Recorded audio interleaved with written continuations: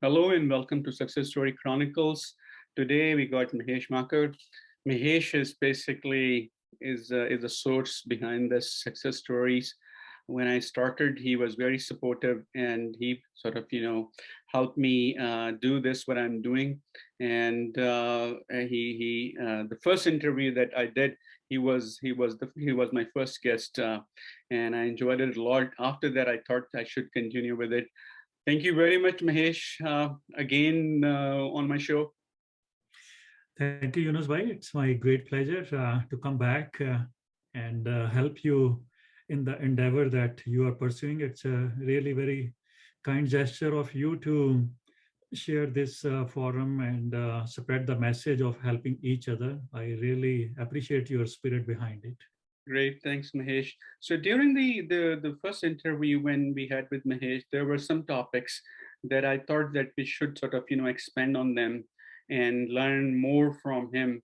One of the key topics that I think that discussed a lot here is social networking.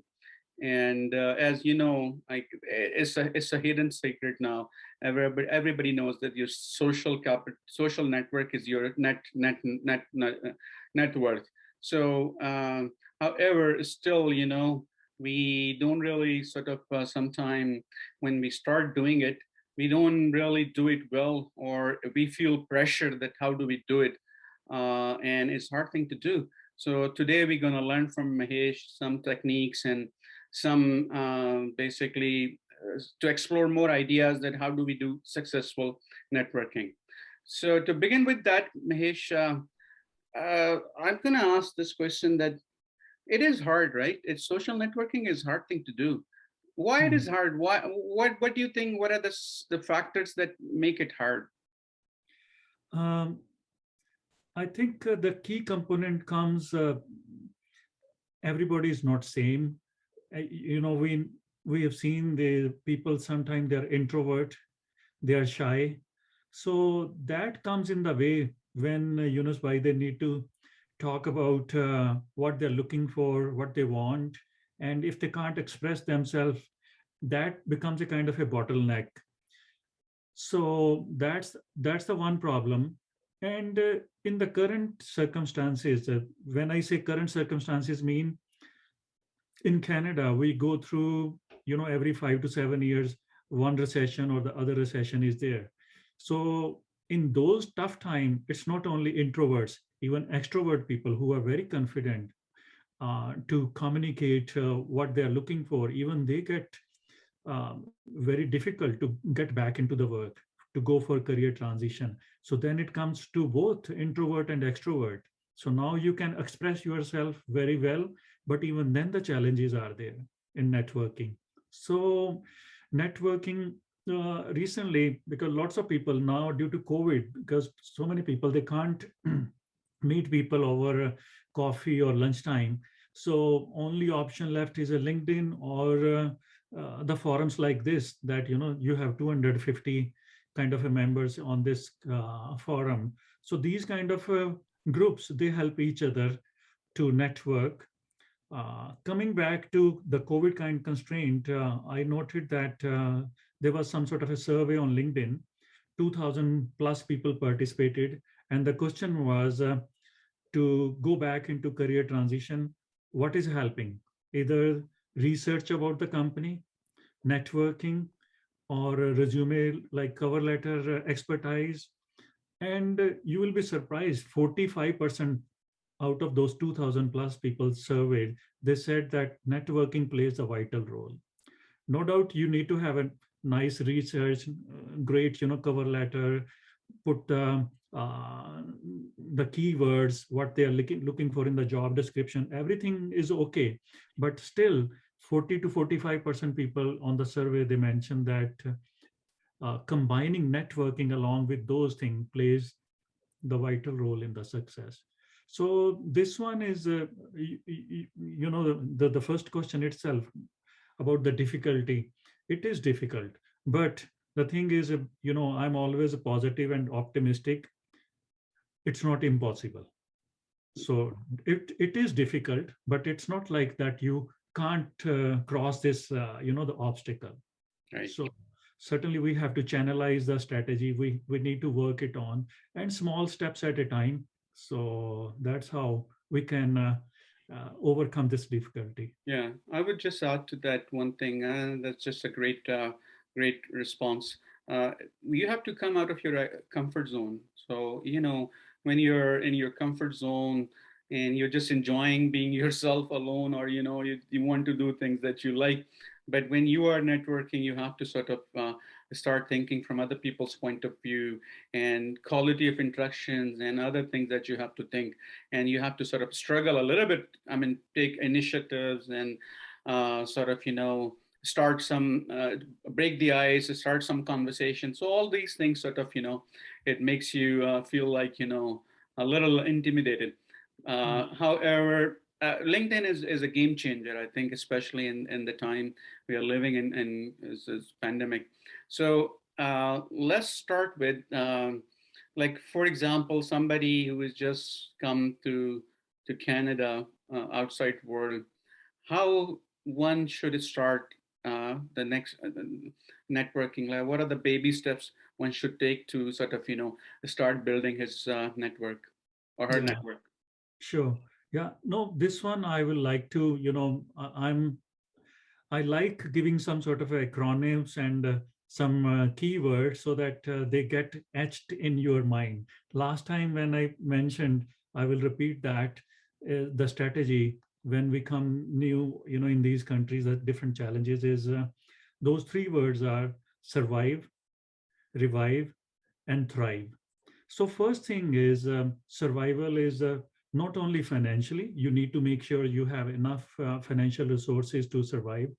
On top of financial resources is emotional, your the physical and emotional. Physical means you need to keep yourself fit so that you are there at the right time for the interview. If you need to travel, if you need to go into the winter, you are fully prepared physically.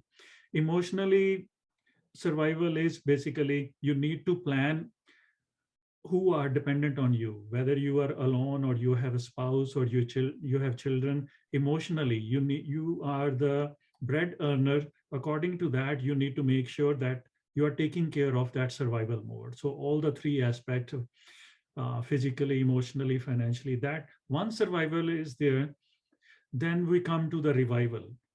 Revival means, as you mentioned, you may be in a comfort zone, but you need to revive according to what the market is looking from you. So you need to revive yourself, your strength. You need to make sure how you will be aligning your strength, what your customer, next employer is looking from you. What are the pain points that your skill set will be helping that person. So that's a reviving. And then once you have done the revival, naturally once you are there where you are helping that next employer the pain points over there, you continue networking and influencing the stakeholders and the other people in that company so that you can thrive. Because I with my experience, I worked 16 years in Husky, and in 16 years I worked at about 8 position titles. Every 2 to 3 years I was recommended by word of mouth by my supervisor to jump into another one because they needed the work done. So new challenge, new opportunity. So you need to let your strength know via some sort of internal seminars, lunch and learn.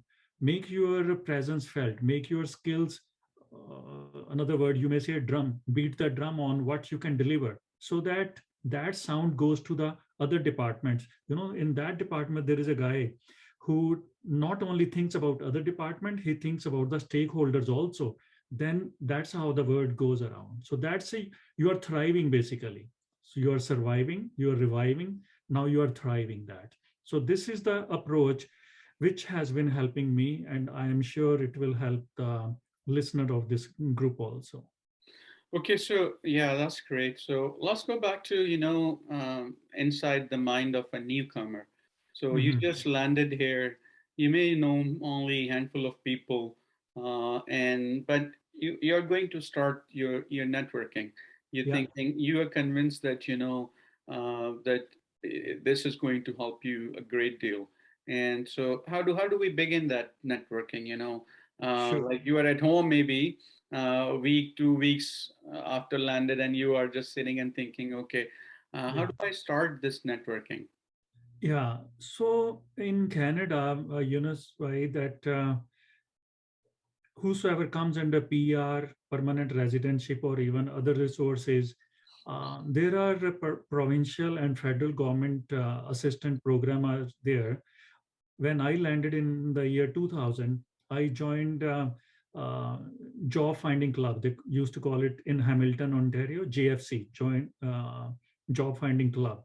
So those are the sponsored programs. You don't have to pay anything because they are being given, when we apply here, you may remember that we pay those kind of a fees. And through those fees, basically these federal programs are being run.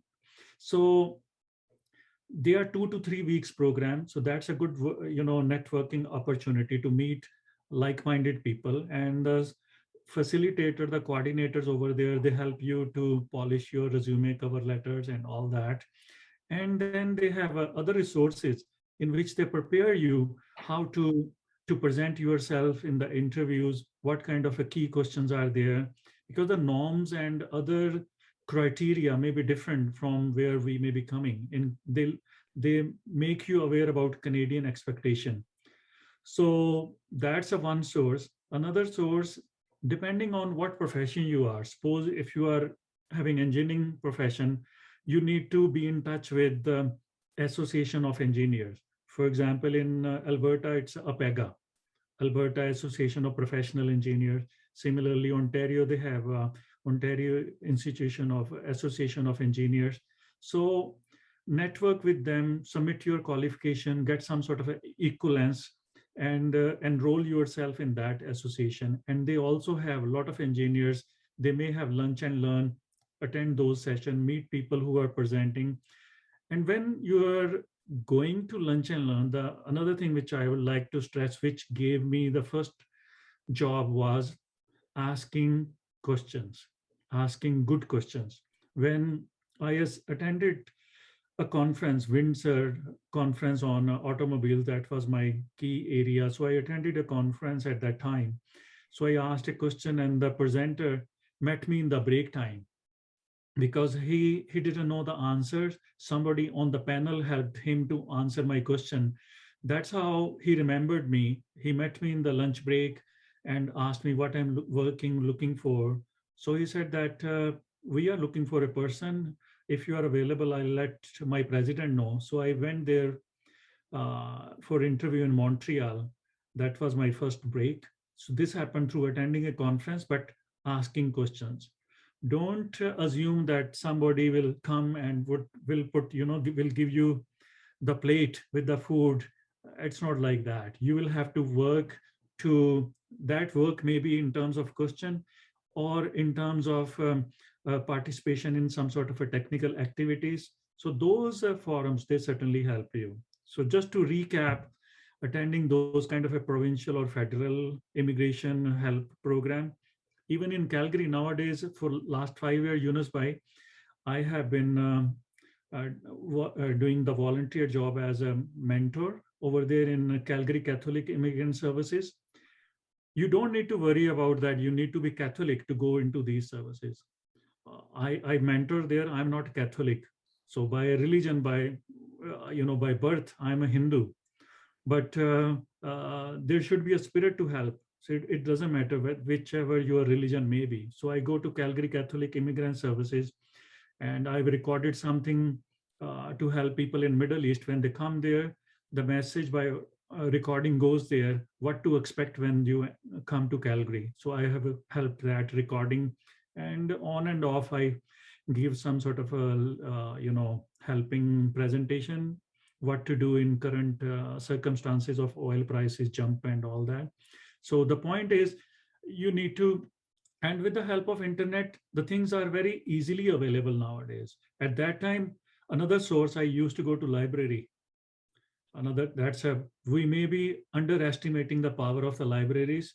I will recommend strongly again, because the library will have a educated staff, professional staff, and they will let you know what are the current tools by which the things can become faster. They can accelerate your research and exploring things. So never underestimate the power of the libraries. So to recap, immigrant services, libraries, technical workshop, lunch and learn, your professional association, meet people over there. I think 4 or 5 these tools, and keep a good record of these things. Whenever you meet the person, keep their name and phone number. Whenever you meet, nowadays, wherever you go, the name tag will be there.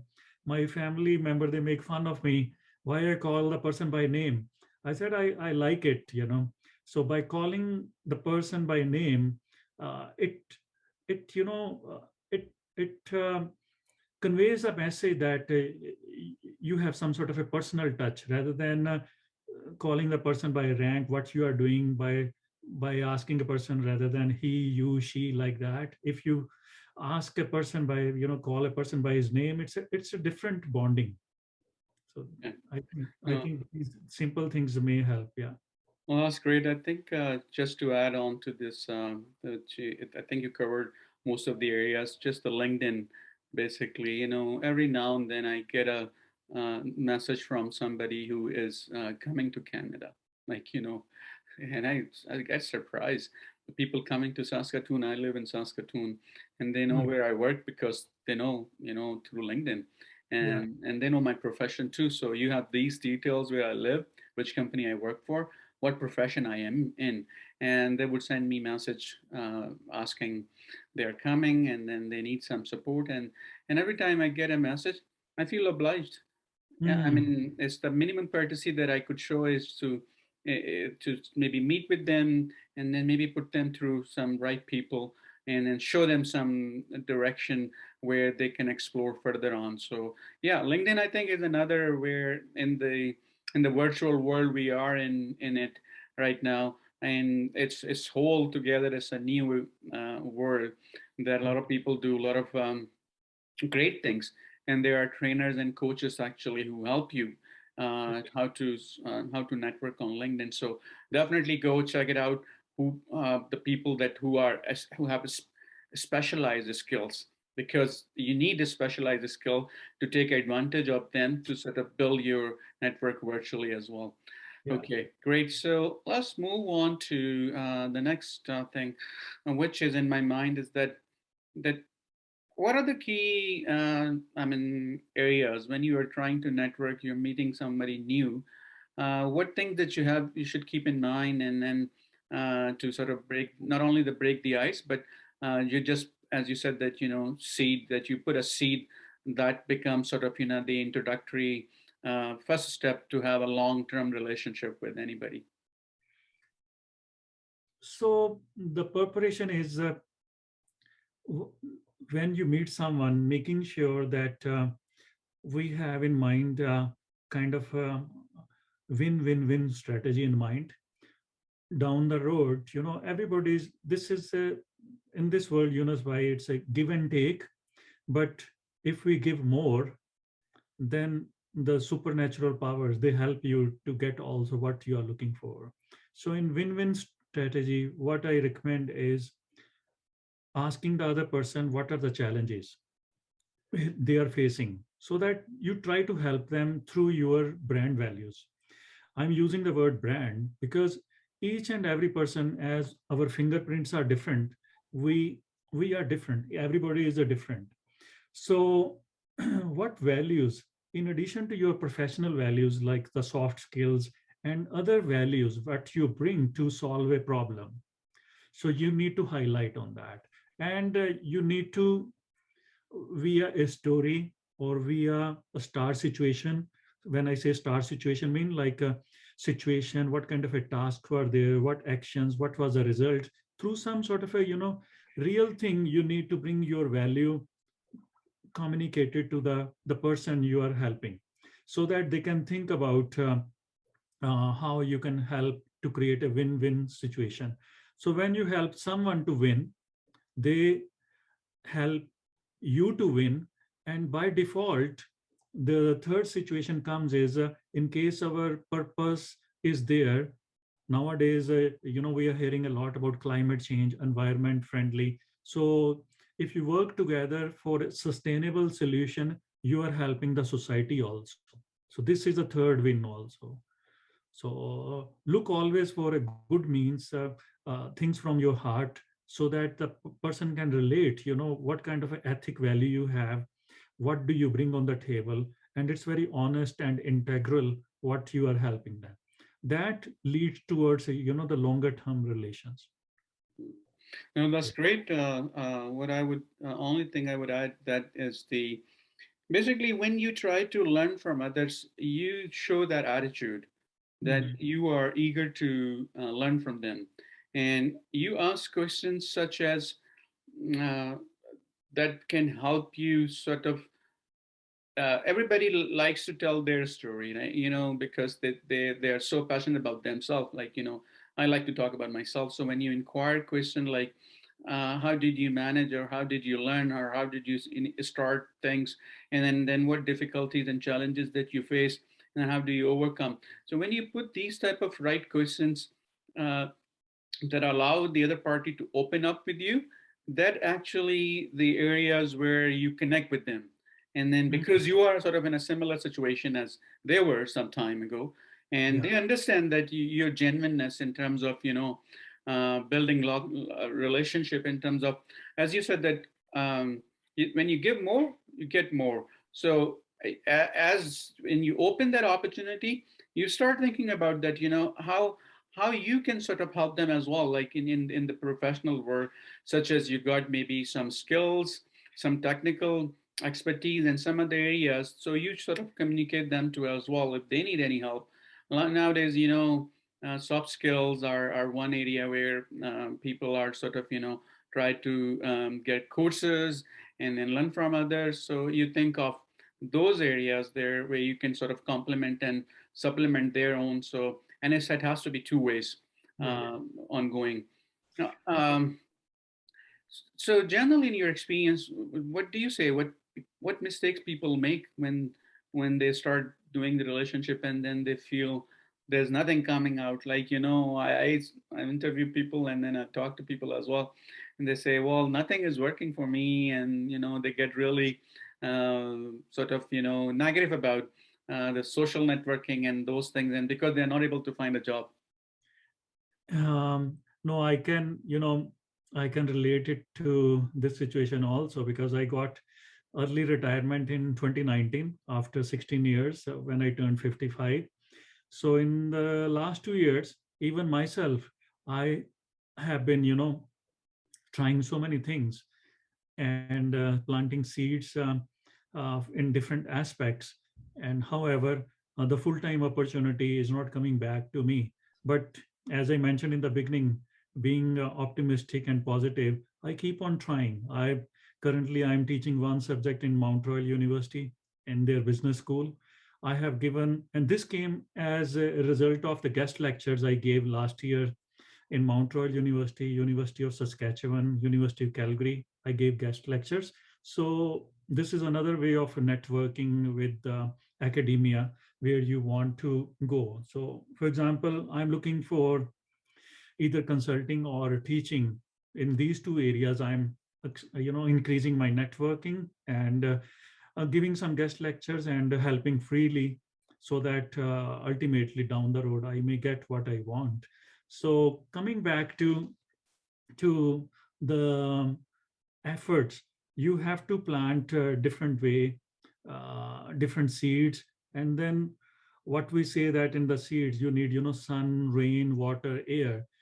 You need to follow up on these things, time after once in a month kind of thing. Any other thing you need to do to improve it, and take some feedback, so that in case somebody, if you are not hearing back, as you said, Yunus, by the things are not working, so it means, if not working, it means you need to change your coordinate. As you know, coordinate means you need to change your recipe, what you are doing, add little bit more ingredient, or take away some of the ingredient is not working or tasting good. It means you need to replace, you need to change the recipe.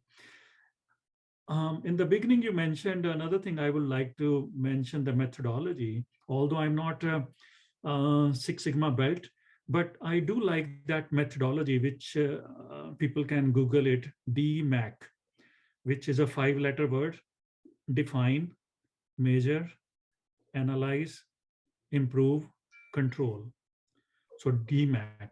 So whenever we are looking for something, we can define it.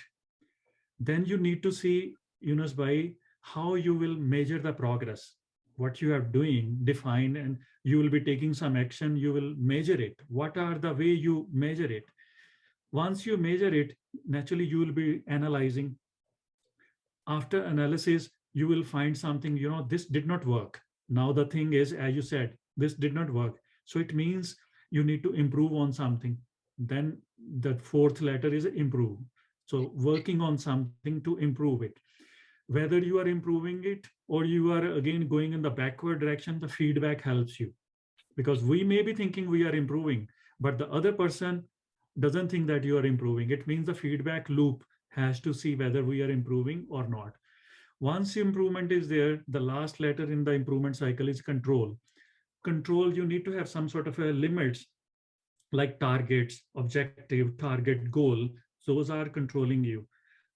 That's a performance evaluation. When we are in working over there, there will be annual performance review. So you need to see whether you are exceeding that or you are doing really good. So that means your supervisor will say that, oh, I'm underestimating your value qualification. You need to do, even more. So that's your control limit. You are doing way better. If you are not meeting those goals, it means there is an opportunity for professional development. You need to learn a little bit more so that you can go up to that level. So I think this answered your question. In case we are stuck, we are not feeding, we are not getting what we want. So this loop of define, measure, analyze, improve, control, it can help us to improve it further. Yeah. No, I think that's just a great response, Mahesh. The keyword that I picked up is feedback. It's very essential, very very essential. And in my early days, when I came to Canada and started working for, I was very shy to talk about my own performance in these from the eyes of someone else, right? Mhm. So, when you are checking in, they're gonna point out some of your mistakes or some of your areas where you lack, maybe your communication skill, your presentation skills, or some other areas where, because you are good with technical area, I mean, because, and that is why you have traveled all the way to come to Canada. You are good. Sometimes these are like little tiny things that you lack in, and when you get feedback, so it then you think about it. Okay, all right, I never thought about this. Like, when I'm sharing or writing an email, what context that I need to think about when I write an email, when I'm working on, when I somebody has given me an assignment, and I'm delivering on that assignment, what other areas that I have to think to get noticed? As you mentioned that, you have to beat the drum, like even as a little tiny thing, or maybe the big project, but unless and until you tell other people that what you are capable of, or what you can bring onto the table, then they would notice. And what I was doing just perfect thing, and I would just keeping it to myself. So Mhm. my boss was happy, but then the other people that perhaps could take me, could help me grow in my career and develop myself. They wouldn't know who I was, and I would just come, do my work, and then go home. And that's Mhm. like a routine every day. That's what I was doing. But then once I started asking people, can you provide me some feedback? What are the areas that I think I should improve upon? Then it opens a whole lot of opportunities, world of opportunities. And you have to be open minded. You have to be willing to learn. You have to be able to sort of think that uh, what tools you are missing, what tools you are lacking, and and then you just acquire them. Once you know that these are the missing tools, you just acquire them and then move on and then go on further on. Um, so the last thing is that I wanted to check in. what are the I mean, we talked about in the beginning that it is hard thing. What are the fruits that are, you can reap, or in the later on through having a successful network or successful social capital? What are the professional that, fruits that you think, okay, long run you'll be able to sort of, get these rewards of this Mhm. all hard work? Uh, the fruit, I think, it comes. Main thing is your own satisfaction when you give, when you volunteer, when you mentor, when you do the networking. Um, the fruit sometimes you are not expecting. That's what happened. Maybe I can give a quick example. In the last posting in Husky, within 7 days, two vice president, they were working on some sort of a change management initiative, and they didn't want anybody from their own department. They wanted some sort of a unbiased approach from a person. They had five candidates. I was one of the candidates of those five. I didn't know that I'm in their five list of five. Within a week, they said that two VPs agreed upon me out of five. And they talked to my senior vice president, HR, and they called me to start that project. I didn't apply. This was not internal posting because the initiative was critical. The fruit, basically, coming back to your question, the fruit is keep on doing the things which you are good at, and mentor to the people, young engineers. In 16 years, seven EITs, engineering training, they became professional engineers under my supervision. I didn't formally supervise them, but because I had that kind of sharing passion, training them, giving them the why it worked, when it worked, what do we need to do differently, giving them feedback to improve, that helped them to become professional engineer down the road. So this was intangible value. I was meeting and exceeding the tangible goals given by my company, but intangible was the things which I was passionate on top of what my management was expecting, those intangible things. Now, some nowadays, another fruit is one of engineer trained by me, he's helping me.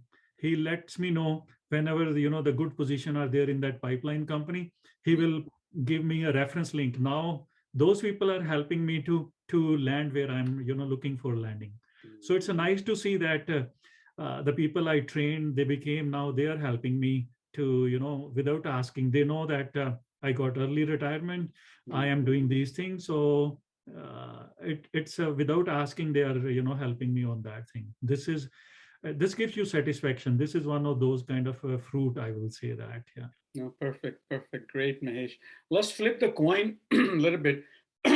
Last thing. So I'm asking all these questions. Actually, I was asking from the person that who is on the receiving end, but someone who is not on the receiving end, like person you, who have, like, experience and somewhat like has developed his or her own professional work. How how do they actually come out and then help the younger ones? How do they? Because I've seen a lot of people, they're very good, but they are just living their own life, right? And it partly is because nobody asked them to come and then support. But what is the advice to them that what they should do? um, Again, that the spirit of giving, Hmm. in case they are finding that it's whatever they have done, now they need to sit at home, uh, watching Netflix and other things. If you compare pros and cons, I think uh, people will start seeing that there is a more value in going out and helping the groups rather than watching too much TV and all that. I recently watched interview of one of the billionaire of India, Mrs. Murthy, and uh, they started the company, I think Infosys in Bangalore, and then now it's a worldwide company, and they have their own charity. And she said that still she spends a lot of time in giving back. They have I think established about 50,000 libraries in schools in India.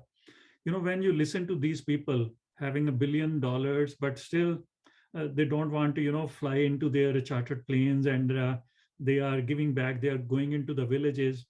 At one time she said that she was wearing jean and all that, and the tribal people, they didn't want to take any help. Then she said that maybe the barrier was the way she was dressing. So next time she went, she dressed up in the tribal clothes, and then it's a kind of icebreaker. She established that bond, and then they started giving back. So coming back for advice for the people who have done really well, but they are a little bit hesitant. They don't want to come out of comfort zone to help others. So I think when they listen to these kind of interviews, as I shared in the beginning, my children, 29, 25-year-old, both have done their career professions and doing very well with God's grace. And we are kind of empty nesters now. So how we will pass the time? So these kind of forums are a good way to help other youngsters now. So I guess it's a good opportunity. And Canada is very famous for volunteer spirit. We have so many forums. Recently, I joined another board, uh, Gold Mind Project. They're helping in career transition of the people, uh, because they ask for 2 3 hours in a month, 2 3 hours in a week. More you do, more you find happiness, and more you will feel that I can do more. I can do more. So that gives you, you know, again, this helps me to come out of that. Another the thing which I mentioned: survive, revive, thrive. Although I've revived a lot, I've thrived a lot, but now for my own emotional survival, or anything, sitting down and feeling bored, it's a kind of emotional survival for me too, to go out and help other, rather than thinking about too much COVID constraint and all that. Virtually, how we can help other, so that keeps the things going on. And Yeah. using that tool, as you mentioned, continuous improvement never stops. Again, and another thing which I invented myself: continuous learning.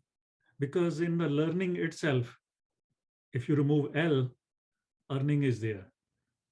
So you will be earning, whether you earn dollars, whether you earn the name and fame, whether you earn the social status, you will be earning something. So learning has some earning in there.